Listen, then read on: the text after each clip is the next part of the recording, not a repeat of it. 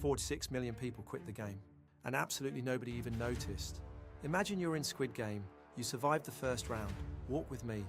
Millions of players showed up, it was loud, it was chaotic, everyone was scrambling to stay alive. That's a presidential election. In 2020, 158 million people played that round.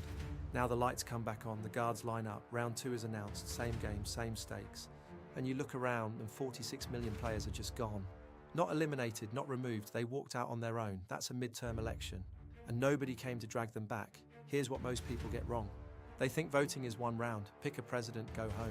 But the game has levels. And every single level is connected to your life. Let's make it real. Say you care about education. Round 1, federal. Your Congress member decides how much money flows to schools across the entire country. Billions of dollars, one vote. Round 2, state.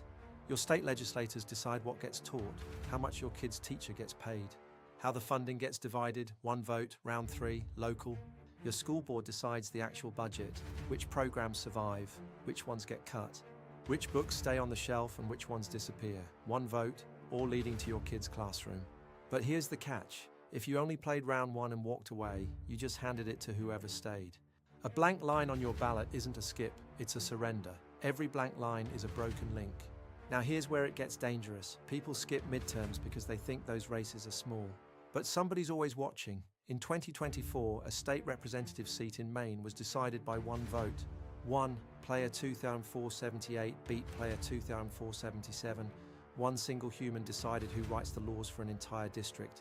One person who almost didn't go. One person who almost stayed home. In Colorado, 3 votes. South Dakota, 7 votes. These aren't hypotheticals, these are real seats of real power.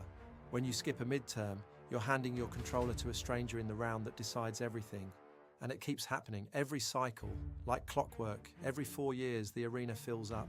The presidential round, the big one, the one everybody argues about and loses sleep over. Then 2 years later, the midterm comes. Same arena, same power on the line. And tens of millions of players disappear. 2008 to 2010, 41 million gone. 2012 to 2014, 46 million gone. 2016 to 2018, 18 million gone. 2020 to 2022, 46 million gone. Every cycle, the same collapse. And every cycle, the people who stay, they're the ones who decide how you live. Your rent, your schools, your healthcare, your rights, decided by the players who stayed. While you were sitting in the lobby thinking it didn't matter, in Squid Game you lose when you're eliminated. In democracy, you get eliminated when you don't play. The midterm is the round nobody talks about.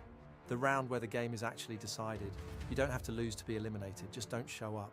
Every round counts, play every round. But what if showing up wasn't enough? What if the people who built the arena also wrote the rules? Controlled the food, owned the cameras, chose who eats and who starves before the game even started? What if the districts weren't just competing, they were designed to never unite? That's not Squid Game anymore. That's the Hunger Games. Control the resources, control the story, control the people. Next time, we break down how authoritarian governments stay in power and why the playbook looks a lot more familiar than you think. See you in the arena.